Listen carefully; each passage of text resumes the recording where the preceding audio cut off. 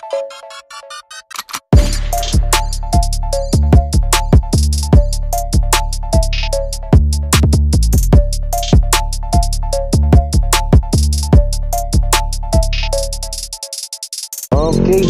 susubukan natin yung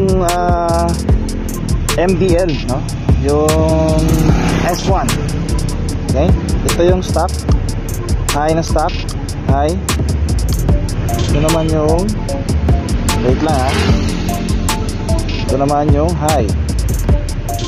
Yun, ito yung high.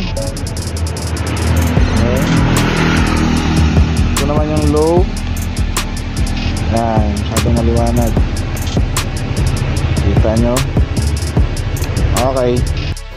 Yan po, magandang araw po. Alas Moto po. Bali, nag-install po tayo ng Zenlo X1. And 120 watts po yan. Saka original PIA horn po. Dito po kay Sir Lester. Galing po ng Binyan po, no? Tapos, dito po sa Aerox version to po.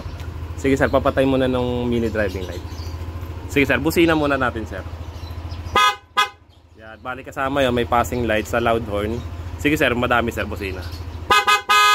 Yan, yung stock po na busina sir. Yan, sige po. Yan, bali stock lang talaga, wala siyang kasamang passing light. Sir, yung mini driving light sir na low po.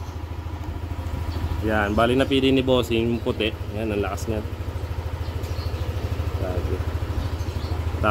Tapos yung papatay sir, yung high naman po.